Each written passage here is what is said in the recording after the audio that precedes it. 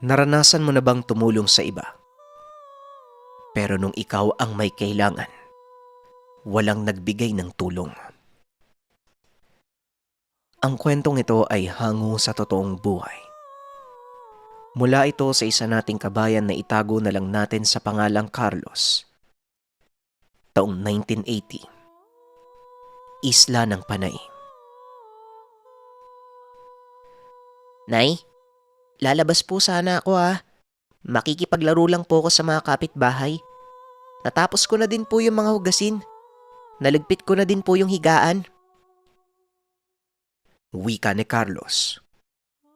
8 taong gulang. Panganay sa 2 anak ng mag-asawang Hiner at Leonor. Napakain mo na ba yung kapatid mo? Naubos ba niya? Tanong ni Nanay Leonor. Opo nay, pati po yung mga gatas na ubos niya. Nasa kwarto po siya, mukhang inaantok na naman. Nay, punta lang po ako sa may palaruan Tugon ni Carlos. Tumango naman si Nanay Leonor. Nagbilin na huwag magpapaabot ng 3:00 ng hapon sa parke. Ayon sa ina, oras ito ng mga nagpapahingang bata kaya wala nang dapat mag-ingay sa lugar. Dagdag pa nito, may nangunguha ng bata ng mga oras na yun. Tipikal na panakot ng mga magulang sa mga anak upang hindi maging matigas ang ulo at lalong maging pasaway. Uso ang ganitong disiplina nung araw. Papayagan kitang maglaro sa parke. Pero uuwi ka bago magtanghali, ha? Malinaw ba? Nako, alam mo naman yung nangunguha ng bata, di ba? Ilalagay ka nun sa sako. Tapos, ibebenta yung laman loob mo. Wika ni Nanay Leonor. Opo, Nay. Masusunod po. Uwi po ako mamaya. Tugon ni Carlos. Mabilis na itong tumakbo palabas ng bakuran papunta sa palaruan sa barangay. Maya-maya ay dumating naman ang ama sa tahanan. May buhat na isang buwig ng saging na saba. Ay mahal, pakikuha mo naman ako ng tubig ano. Abay napakainit sa bukid. Natagalan ako maglinis eh. Masyado ng maraming ligaw na damo eh. Wika ni Tatay Hiner. Mula sa ama ni Hiner ay minana niya ang kaperasong lupa sa baryo na siya namang pinagkukunan ng kita at makakain ng pamilya. Matapos maabutan ng tubig, naghanda na ng makakain si Nanay Leonor para sa asawa. Tao po. Mang Hiner? Tao po. Wika ng dalaga mula sa labas ng tahanan. O Veron, ano sadya mo eh? Bakit parang bigla ka yatang napapunta? Halika, tuloy ka muna dito at makapagkape ka. Wika ni Tatay Hiner. Anak ko po, hindi na po Mang Hiner. Nandito po ko kasi si tatay po eh. Lumala po yung karamdaman. Maayos naman po siya kahapon. Nagsisiga pa nga po ng mga tuyong dahon sa bakura namin eh. Pero nung naggabi po, dumadaing po na masakit daw po yung tagiliran. Hindi na po siya nakatulog hanggang ngayong umaga. Sigaw po ng sigaw, parang pinahihirapan po siya. Pwede po ba tignan niyo si tatay? Wika ni Veron. Hindi naman nagdalawang isip pa si Tatay Hiner. Kinuha nito ang maliit na itak at isinukbit sa bewang. Kasabay nun, kinuha niya ang isang lalagyang puno ng iba't ibang langis at botelya na may halamang ugat. Hindi pa man nakakakain, kagad pinuntahan ni Tatay Hiner ang tahanan ng pasyente. Bukod sa pagiging magsasaka, si Tatay Carlos ay kilalang manggagamot sa lugar. Walang pasyente na hindi niya napagaling sa oras na lapatan nito ng mga panglunas. Ang kagandahan pa, lahat ng ito ay libreng ipinagkakaloob ng albularyo. Hindi tumatanggap ng salapi ang ama kapalit ng panggagamot. paniniwala ni Tatay Hiner, ang panggagamot na pinagkaloob sa kanya, ito ay bigay ng ama kaya kailangan niya itong gamitin sa kabutihan. Kaya sa tagal ng panggagamot, walang tao sa 3 magkakatabing barangay na hindi nakakakilala kay Tatay Hiner. Samantala, dumako tayo sa palaruan. Uy Carlos, nasan si Mang Hiner? Pupunta ba siya dito sa sentro? Tanong ng kalaro ni Carlos. Nasa bukid si tatay eh. Pinuntahan niya yung taniman namin ng saging. Tugon ni Carlos. Oh, ganun ba? Gusto ko sanang mangingi sa kanya ng gamot sa likod eh. Mabisa kasi yung binigay niya sa lola ko, alam mo. Buti nga, andito yung tatay mo sa baryo natin. Natutulungan niya yung mga taga dito. Narinig ko sa mga kapitbahay na walang ginagawa si Kapitan Kulas. Kahit nga gamot, hindi man lang nabigyan si lola. Wika nito. Narinig naman ito ng iilang mga residente. Nakatambay sa tindahan malapit sa parke. Aba, tama ang bata. Mabuti na lang may manghiner tayong matatakbuhan kapag may sakit ang ating pamilya. Libre pa. Hindi kagaya dito sa atin. Naturingang mga opisyal, hindi naman nakakatulong sa nasasakupan. Amantakin mo, nagpapabayad pa sa serbisyo. O di ba ang kapal ng muka? Wika ng isang residente. Uy, ano ka ba? Pigilan mo nga yung bunganga mo. Ayan si Kapitan mo, naglalakad pa palapit. Umayos kayo. Wika ng isa pang residente. Ay, magandang umaga ho, Kap. Nariyan ho pala kayo. Napakasipag niyo ho talagang mag-ikot, ano? Pambobola ng isang residente. Magandang umaga sa inyo. Ay syempre, para payapa at masaya ang barangay, kailangan kong magsipag. Tama ba ako? At isa pa, malapit na ang eleksyon. Kailangan maging maganda ang barangay natin. Siguro naman, maasahan kong suporta niya. Wika ng kapitan. Kasabay ng paglalakad palayo sa mga nag-uumpukang kababaihan. Nang makalayo na ito, kaagad namang bumalik sa pagbubulungan ang mga magnanay tungkol sa pagkukumpara sa kapitan at kay Tatay Carlos. Nako, nakakagigil talaga yung panot na yan, ano? Mukhang matandang incheck na nalugi sa negosyo. Alam nyo, kung sinerang tatakbong punong barangay, siguradong mananalo yon. Hindi hamak na mas magandang lalaki siya. At may mas malasakit sa atin, hindi katulad nito ni Panot. Kaya nagsisipag uli kasi malapit na ang eleksyon. Wika ng isang residente. Ay nako, pero oo, tama ka nga dyan. Panay ang pagpaparami ng yaman ng kapitan na yan eh.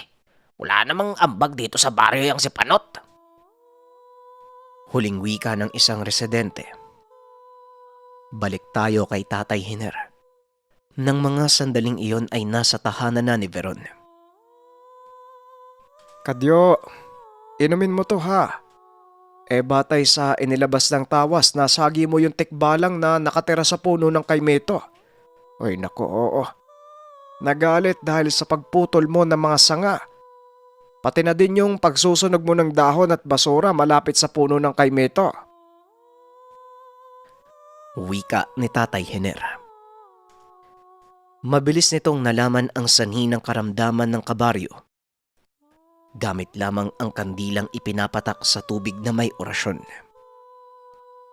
Kaya ng araw na yon, nag-alay sila ng puting manok sa tahanan ng tikbalang.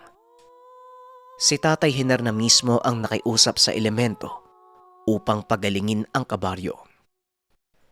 Dahil sa mahabang proseso ng pagsuyo sa nilalang, inabot din ng gabi bago ito napakiusapan ni Tatay Hiner. Maraming salamat po, Mang Hiner. Dahil sa ginawa niyo, nakatulog na po si tatay. At saka, wala na po siyang dinadaing na sakit. Pagpasensya niyo na po ito oh. Wika ni Beron. Sabay abot ng supot ng barya at isang manok na buhay. Tinanggihan nito ng manggagamot. Walang anuman ha, wag na. Itabi mo na lang yan para sa inyo. Ipagluto mo ng tinola ang tatay mo bukas ha, ay siguradong manghingi ng makakain yan. Wag mo ding kalimutan na mga gamot na ibinigay ko. Magpapabilis yon sa paggaling ng tatay mo. Pero depende pa rin sa katawan niya kung gaano siya kabilis makakabalik sa dati. Tugon ng albularyo. Maraming salamat ho talaga, Mang Hiner. Utang po namin sa iyo yung buhay ni tatay ha. Sana po, mas pabain pa po ng may kapal yung buhay mo nang marami pa po kayo matulungan. Wika ni Beron. Maya-maya pa. Nagpaalam na itong umuwi. Nagsimulang bagtasin ang madilim na tahanan pabalik ng bahay. Samantalang doon sa tahanan, nag-uusap si Clarita at Nanay Leonor. Nay, pauwi na po ba si tatay? Ang sabi niya, marami daw po siyang kwento sa akin tungkol sa mga diwata eh. Saka tungkol po sa bayabas bago ako matulog. Wika ng bunsong anak na si Clarita. Ay, oo naman anak. Maya-maya lang nandyan na ang tatay mo. Kaya dalian mo, magilamos ka na't maglinis ng katawan. Tugon ni Nanay Clarita. Habang si Carlos naman, abala sa pagguhit ng iba't ibang uri ng ibon na nakikita niya sa lugar. Magandang gabi po, Aling Leonor. Nariyan po ba si Mang Hiner? Wika ng kapitan na nasa labas ng tahanan. Maliit na mama na kayumanggi. Singkit ang mata. Panot ang ulo. Ay, magandang umaga din ho sa inyo, kapitan. Ano hong atin at napasadya kayo sa ganitong oras ng gabi? Ay tuloy ho kayo. Wika ni Nanay Leonor. Kasama nito ang tatlong lalaki na hindi pamilyar kay nanay. Pinaupo niya ang kapitan at ang mga kasama nito. Nagpainit ng tubig para makapagtimpla ng kape. Ay may sadya lang ho sana ako kay Hiner. Hindi kami magpang-abot sa bukid kaya ako na mismo ang pumunta dito. Wika ni kapitan. Habang pinagmamasdan si Carlos na abala sa pagguhit. Hindi nagtagal ay dumating na si Tatay Hiner. Magandang gabi ho, Kap. Ano ho may paglilingkod ko sa inyo? Mukhang may mga bisita ho kayong kasama. At saka, nararamdaman ko. Parang hindi nila ako gusto Wika ni Tatay Hiner. Nang marinig ito ng mga bisita, nanatili silang nakayuko. Hindi man lang tumitingin kay Hiner. Ilang sandali pa ang lumipas. Umalinsangan ng buong lugar. Kagad nagsaboy ng pangontra si Tatay Hiner. Binalot niya ito sa buong tahanan. Pansamantalang kumapal ang usok sa bahay. Galing sa katawan mismo ng mga nilalang nang tamaan ng pangontra ni Tatay Hiner. Kagad pinuntahan ni Hiner ang mga anak, pati na din ang asawa at dumaan sa likuran ng bahay. Masyadong madilim at hindi sila handa sa ganitong sitwasyon. Tumakbo sila papunta sa sentro ng barangay. Naririnig nila ang mga nilalang na mabilis na sumusunod sa kanila. Carlos, magbadali ka. Natatandaan mo pa ba yung mga tinuro ko sa'yo? Pangontra sa mga nilalang. Kailangan ko ngayon ng tulong mo, anak. Umpisahan mo sa mga orasyong sinabi ko. Diyan sa medalyong suot mo, gamitin mo. Susubukan ko silang pigilan. At kapag natapos mo ang orasyon, ihagis mo sa akin ang medalyon. Naiintindihan mo ba? Bagamat bata pa lamang, babad na ito sa pagsasanay at mga aral ng albularyo. Ang dahilan kung bakit si Carlos ang naatasan ng ama na mag-usal ng inkantasyon sa sagradong medalyon. Likas sa kakayahan ng bata ang magpagana ng malakas na dasal. Bagamat batikang manggagamot si Tatay Hiner, Mas malakas ang likas na kakayahan ng anak. Opo tay, natatandaan ko po. Mag-iingat po kayo ha. Marami po sila eh. Baka masaktan po kayo. Nay, humingi po tayo ng tulong sa mga kabarangay. Wika ni Carlos. Nang mga oras na yon ay naroon na sila sa sentro. Nakita nilang bukas pa ang gaseran ng mga tahanan. Buong lakas na sumigaw si Nanay Leonor upang humingi ng tulong. Habang si Tatay Hener naman, nakikipagbuno sa 3 aswang. Ay, huwag ka nang magmatapang, Hener. Akala mo hindi ko alam yung ginagawa mo. Nagiging mabuti ka sa mga kabaryo natin para ikaw ang paboran. Lingid sa kaalaman ni Hener sa kabila ng mga kabutihang ginawa niya, napagplanuhan na ng kapitan ang pagpatay sa kanilang mag-anak. Ay, Kapitan, nagkakamali ho kayo. Wala po akong balak sa posisyon nyo. Nais ko lamang po matulungan ng mga kabarangay. Hindi lang tayo nagkakaintindihan, baka pwede natin pag-usapan. Sinugod siya ng nilalang. Kagad itong naiwasan ng albularyo at isang hampas lang sa batok ng nilalang. Nagmistula itong langtang gulay at bumagsak sa lupa. Ngunit pagod na si Tatay Hener. Kung hindi niya nagamit ang lakas sa panggagamot kay Kadyo, sana'y meron pa siyang dagdag puwersa. Walang problema ang pakikipaglaban sa mga nilalang. Nadismaya ang pamilya. Imbis na tulungan sila ng mga kabarangay, isa-isa itong nagsara ng bintana. Ang mga taong tinulungan ni Tatay Hener ng walang pag-aalinlangan, tila ay pinagkalulu sila sa aswang. Ay, nako. Mukhang mahina ang tiwala ng mga tao sa iyo, Hener. Nagkamali ka ng tinulungan. Wika ng kapitan. Dahil sa narinig, nagpantig ang tenga ni Carlos. Alam niya kung anong sakripisyo ang ginawa ng ama upang matulungan lamang ang mga kabarangay. May isang pagkakataon pa nga, nakamuntikan pang mapahamak ang buhay ng ama sa pagtulong. Ngunit nanatili si Carlos sa kanyang ginagawa. Patuloy sa pag-oorasyon hanggang sa magkaroon ng mas malakas na bisa ang medalyon. Napapalibutan na si Tatay Hener ng mga nilalang. Walang tigil sa pag-iyak si Clarita habang yakap ng ina. Muling nag-usal si Tatay Hener. Hindi para sa kanya kung hindi para sa mag-ina. Habang tumatagal ay mas lalong nangihina ang albularyo. Sugatan na ito sa mga kalmot ng aswang. May mga tama na rin ang mga nilalang subalit dehado siya sa laban.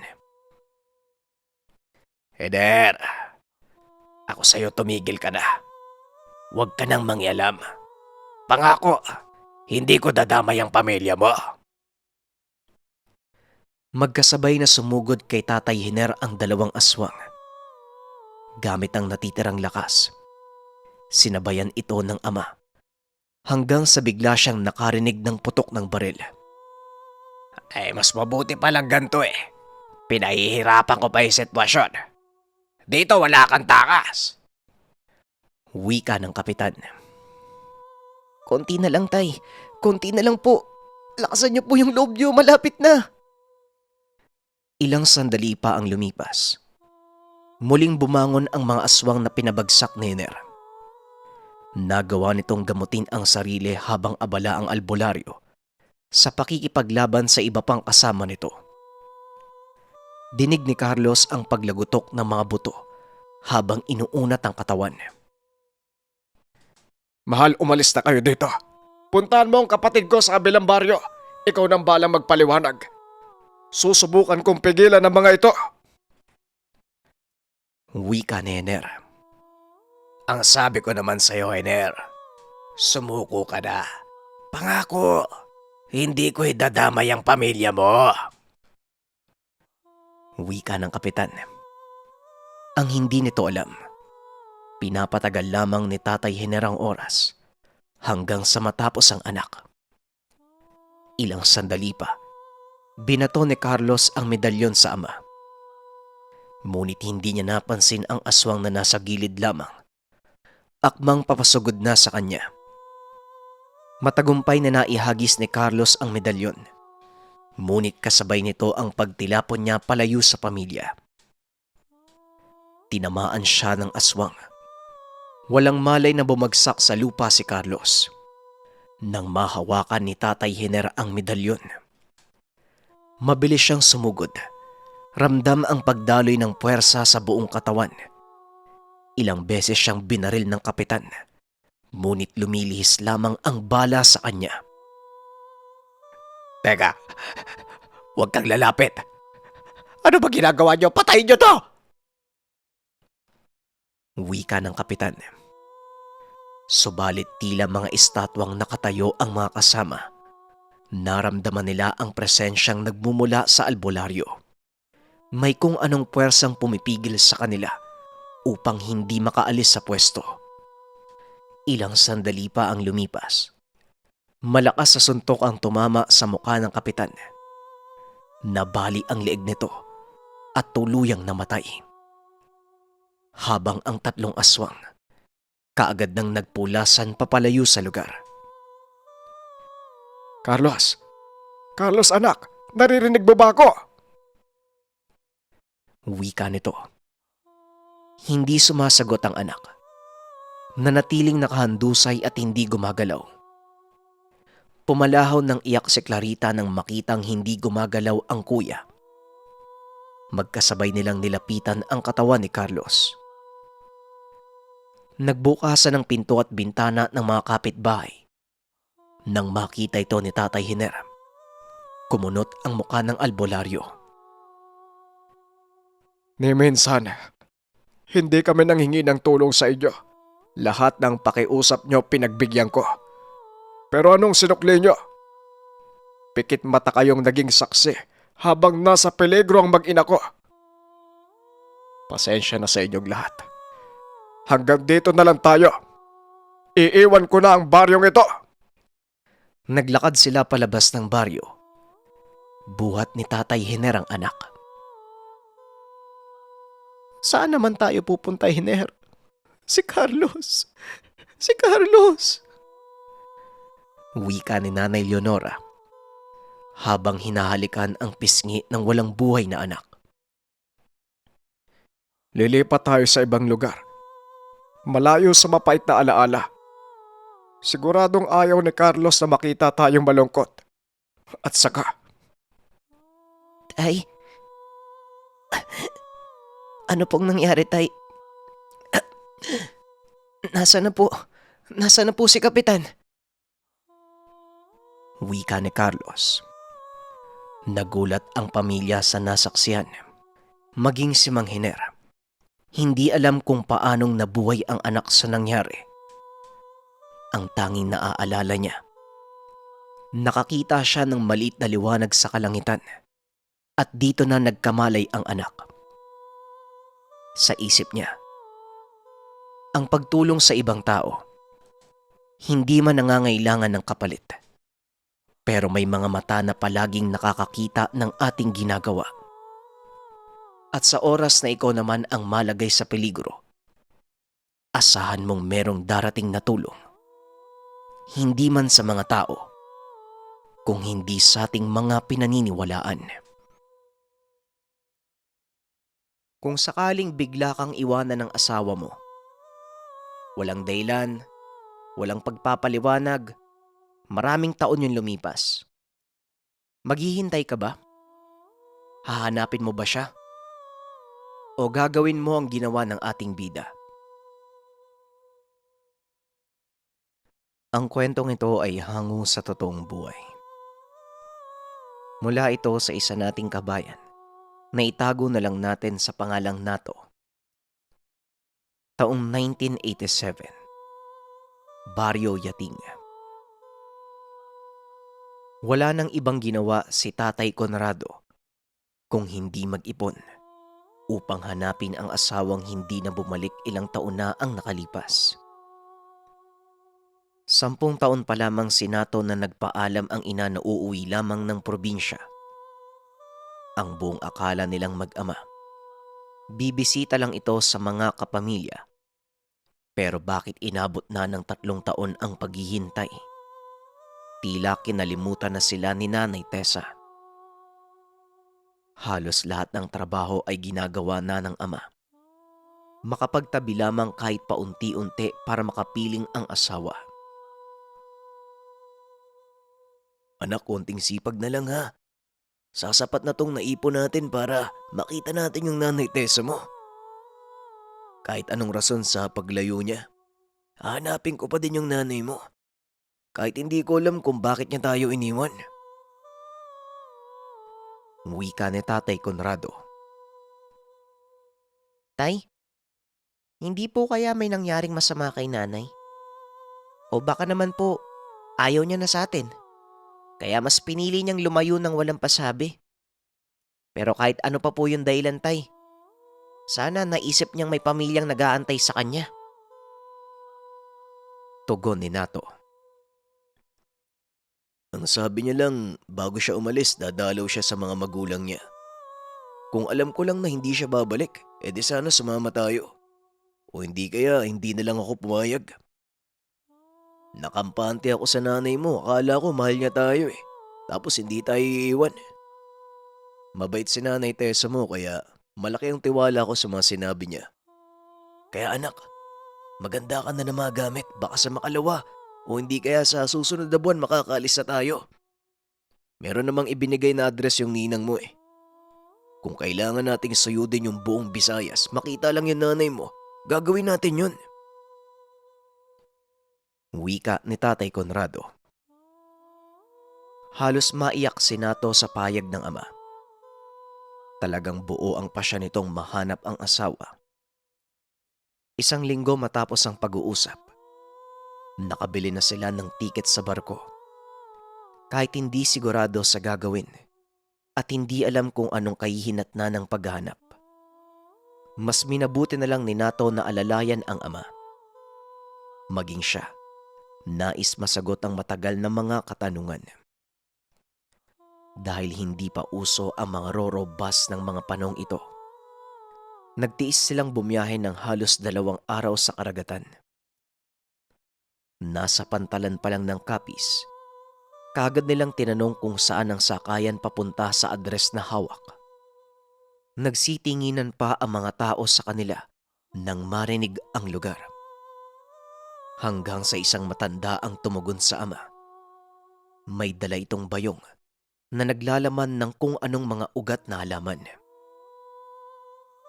Parang sineswerte kayong dalawa. Carlito ang pangalan ko. Kilala na ako dito sa lugar sa tawag ng Mang Carlito. Taga dyan ako sa lugar na yan eh. Aba, parang hindi kayo taga dito mga utoy ah. Hapon na. May kakilala ba kayo sa lugar na yan? Tanong ni Mang Carlito. Inamoy ng matanda si Nato. Napakunot ang kilay ni Nato sa ginawa nito. Mang Carlito, bakit po? Maraming salamat po kung ganun ha. Baka po matulungan niyo kaming hanapin yung... Natigil ang pagsasalita ni Nato. Hinawakan siya ng matanda. Inilapit ang muka sa kanya. Nako iho, hanggat hindi pa tuluyang sumisibol, kailangan na nating matanggal at mapuksayan. May sekreto kang hindi pa natutuklasan sa sarili mo, pero malapit mo nang masaksiyan. Bueno, sasakay lang tayo ng jeep at tricycle. Alam kong dayo kayo sa lugar. Kaya kung gusto nyo, pwede kayong tumuloy sa bahay ko. Ako lang naman ang nakatira dun eh.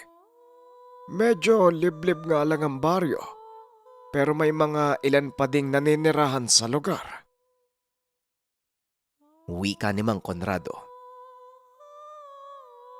Maraming salamat po ah.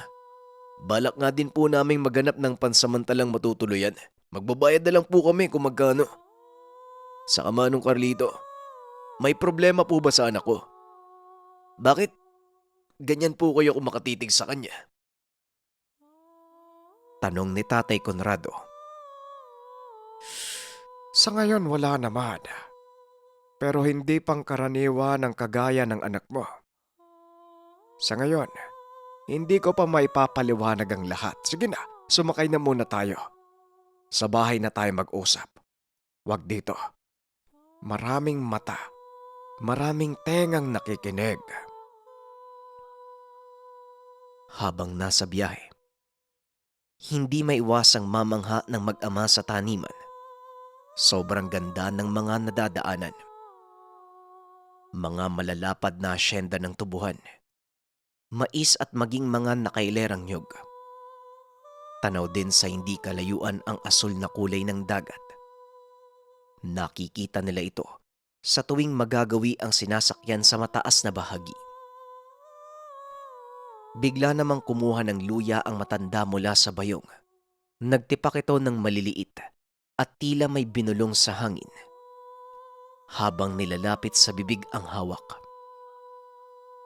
Ilang sandali pa ang lumipas.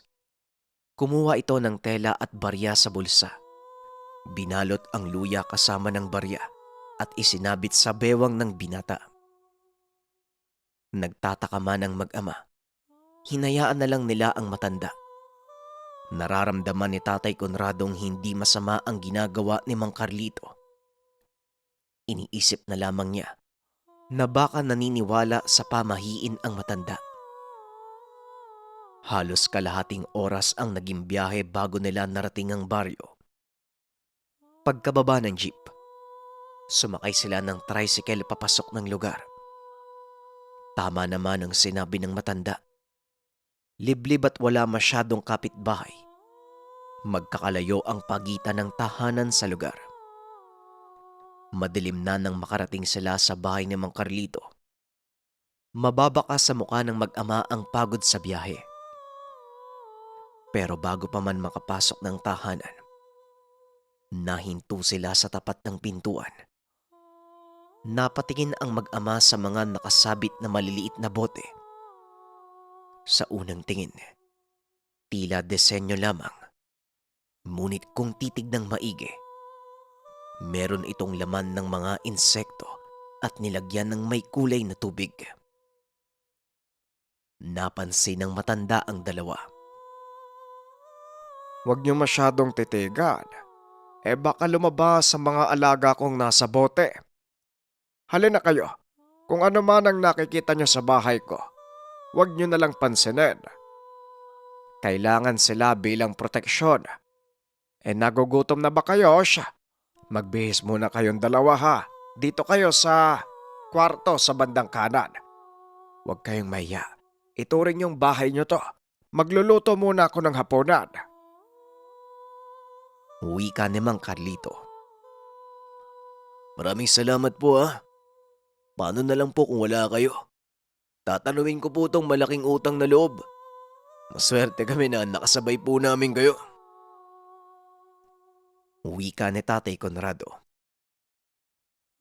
Oo nga po, Tay. Hindi pa naman natin kabisado yung lugar. Pero Tay, hindi ba parang maalinsangan yung... Habang nagsasalita, nandilim ang paningin ng binata.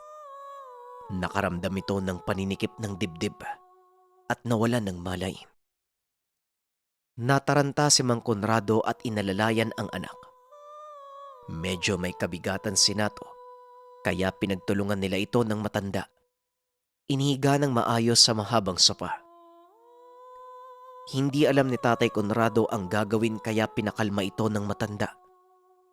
Maya-maya pa, kumuha ng panghaplas si Mang Carlito. Nilagyan niya ng kaunti ang mga palad at banayad na hinapla sa sentido ng bata, pati na rin sa dibdib hanggang sa batok. Nakaupo lamang sa gilid ang ama habang pinagmamasdan ang ginagawang panghihilot ng matanda. Ilang sandali lang, tila naging maaliwalas na ang mukha ni Nato. Kung tama ang kutob ko, kailangan nating magamot ang anak mo, Conrado. May mga bagay kang hindi alam sa taong hinahanap nyo. Kaya ko kayong tulungan pero uunahan na kita. Hindi madali ang gagawin natin. Lalo pat ang angka ng asawa mo. iba sa mga nilalang. Sa ngayon magpahinga ka na muna. Bukas natin pag-usapan ang lahat. Wika ni Mang Carlito. Hindi ko po kayo maintindihan eh.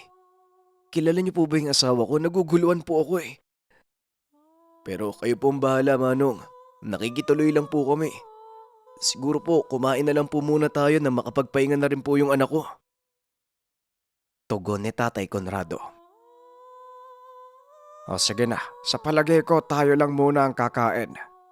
Hayaan mong magpahinga ang anak mo. Sa ngayon, hindi pa kinakaya ng katawan niya ang mga pangontrang nakabaon sa palibot ng bahay ko. At yung sinipit ko sa damit niya, wag na wag mong tatanggalin. Isa yan sa magbibigay ng proteksyon sa kanya.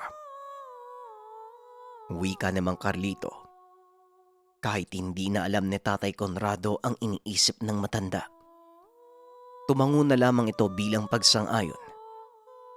Lumaki si Tatay Conrado sa normal na pamumuhay. Kaya hindi ito naniniwala sa kakaibang bagay pati na din sa albularyo. Kaya ganun na lamang ang pagtataka niya sa kinikilos ng matanda. Nasa isip niya, anong klaseng tao ang tumulong sa kanila?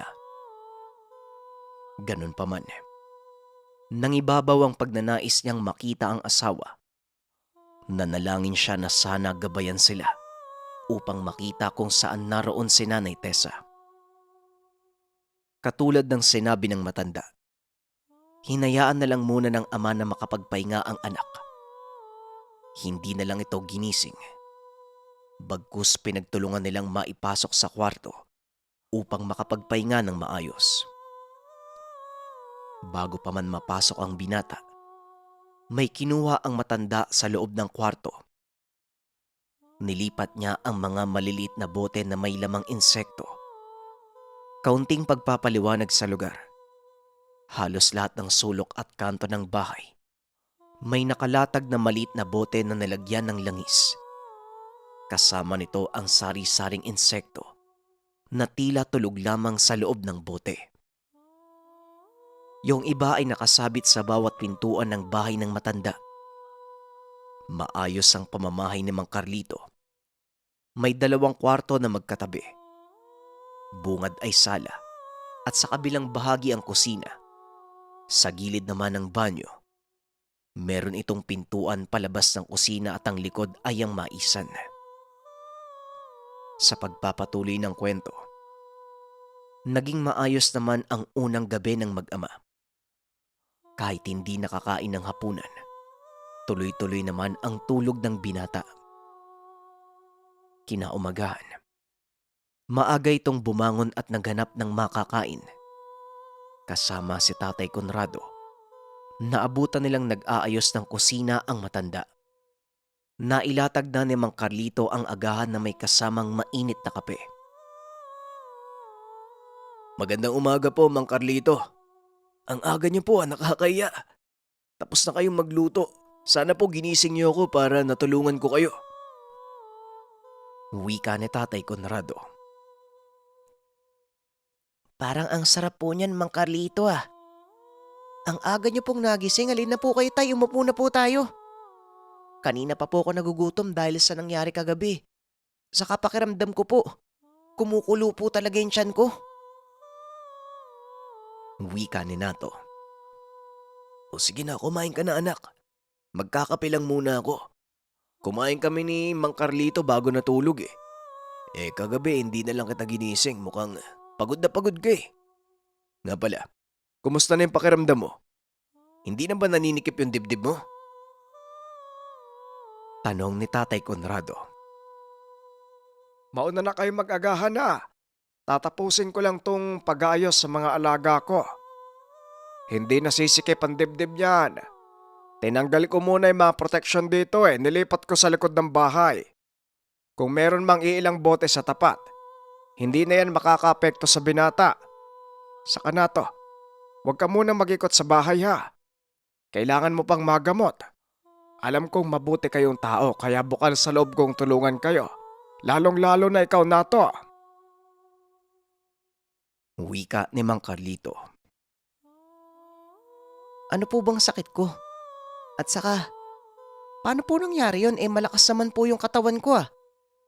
Siguro po, napagod lang po ako dahil sa biyahe. Wika ni Nato. Sige na anak, tapusin mo na muna yung pagkain mo. Susubukan natin maglibot sa baryo ngayong araw. Ramdam ko makikita natin dito yung nanay mo eh. Amang Carlito, pwede ba kaming magtanong-tanong sa mga tao dito sa lugar? Wika ni Tatay Conrado. Walang problema. Pero wag kayong lumagpas sa dulo ng baryo ha. Delikado mga dayo sa lugar. Bumalik kayo dito bago magtanghalian. Hindi ko pa kayo masasamahan. Hindi pa tapos sa ginagawa ko. Pakiusap ha. Wag na wag kayong papasok sa masukal na mga taniman. Diretso lang ang daan. Ay, teka iyo. Palitan natin yung barya sa loob ng tali. Pati ikaw, Conrado. Lalagyan din kita. Uso ang usog hangin sa baryo. Kaya kailangan palagi kayo may pangontra. Wika ni Mang Carlito. Hawak ang luya. Nagbanggit ito ng mga kataga habang tinitipak sa maliit na parte ang hawak. Sa pagkakataong iyon, baryang may magkabila ang krus ang itinali ng matanda sa dalawa, kasama ng luyang kinargahan ng dasal. Tila sadyang pinagawa ang mga barya upang maging pangontra sa masasamang elemento. Ayon pa sa matanda, hindi sila tatablan ng kahit anong masasagap sa lugar, partikular sa mga sumpa, pati na din ang usog. Ang usog ay hindi lamang nakukuha sa tao. Merong usog hangin. Usog sa mga hindi nakikitang nilalang. Ilang sandali pa, nagpaalam na ang mag-ama. Sinunod naman nila lahat ng bili ng matanda. Sabay nilang binaybay ang diretsyong daanan at halos lahat ng napagtatanungan. Tila hindi masagot ng diretsyo ang tanong. Hanggang sa mapunta sila sa isang abandonadong bahay. Madamo ang buong paligid. Meron pang bakas ng pagkasunog. Nalungkot ang dalawa sa nakikitang reaksyon ng mga taong napagtatanungan. Kaya napagpasya nilang bumalik na lamang. Pero habang naglalakad, may nasalubong silang allen na nakabelong itim. Nakasuot din ng purong itim na kasuotan. Akmang magsasalita sana ang ama, ngunit hinawakan siya ng hindi kilalang tao. Kung gusto mo pang mabuhay, umalis na kayo. Ilayo mo yung batang kasama mo. Pakiusap, wag na kayong babalik. Hindi ligtas ang pagpunta nyo dito. Hindi nyo makikita kung sino man ang hinahanap nyo. Wika ng tao. Teka, sino ka? Kilala ko yung boses mo, Tessa. Ikaw ba yan? Nakikiusap ako sa'yo. Para sa anak natin, umuwi ka na. Wika ni Tatay Conrado.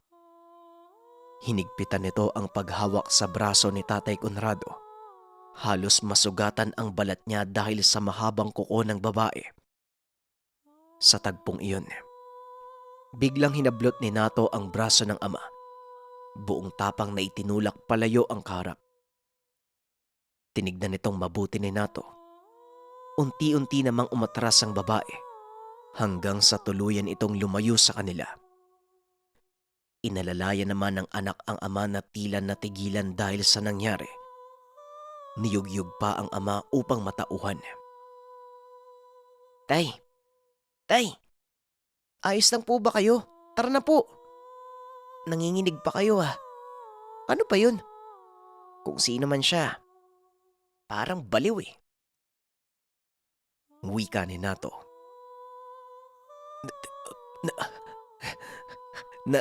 Nanay mo yun?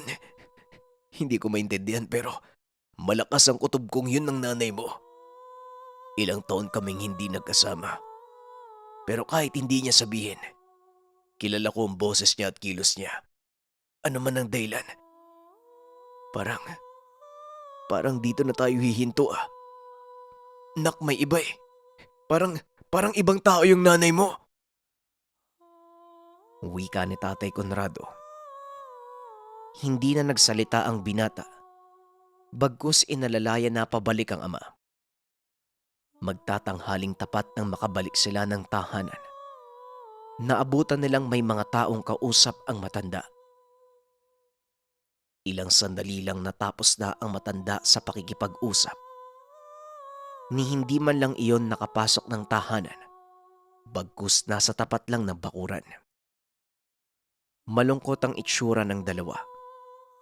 Alam nilang wala nang gagawin pa sa lugar. Kailangan nang umuwi ng Luzon. Naiintindihan ko ang nararamdaman yung dalawa. Pero pumasok muna kayo sa loob. Mag-usap tayo. Huwag dito sa labas. Maraming nagbabantay. Wika namang Carlito. Tahimik lang ang dalawa habang papasok ng tahanan. Kumuha ng maiinom ang matanda. Inilapag sa lamesang karap ng mahabang sopa. Alam ko kung bakit ganyan ang itsura nyo. Malamang nakita nyong hinahanap nyo, pero pinagtabuyan kayo. May banta sa mga buhay nyo kung hindi kayo aalis. Lalo ka na, Conrado. Ayaw ng pamilya ng asawa mong ginugulo nyo pa sila. Matagal na nilang gustong kunin si Nato dahil dadating ang araw. Magiging kaisa nila ang binata. Pero hindi pumayag ang nanay mo, iho. Kaya nilayo niya ang sarili niya sa inyo.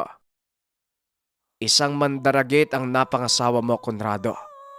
At yon ang nananalaytay sa dugo ng anak niyo. Pero dadating ang araw. Siguradong gagawa sila ng paraan para kunin si Nato. Mas maiging ngayon pa lang. Patayin na natin kung ano ang nakapaloob sa anak mo. Kaya kong gamutin si Nato kung magtitiwala kayo. Hindi magiging madali, pero kailangan maputo lang sumpang nakakabit sa kanya. Hindi matanggap ni Tatay Conrado ang narinig. Pero alam niya na may basihan ang sinasabi ni Mang Carlito. Kaya napagpasya nilang manatili pa sa tahanan ng matanda para sa gamutan. Gabi-gabi silang dinadalaw ng nilalang. Ramdam nila ang mga ginagawang panggugulo ng mga ito. May gabi pang lumalabas ang matanda dahil hindi sila tumitigil. Sumisigaw at sumusunod na din si Tatay Conrado. Ayoko ng gulo. Alam kong naririnig niyo ako. Kung ayaw niyong ubusin ko ang lahi niyo, tantanan niyo ang bahay ko.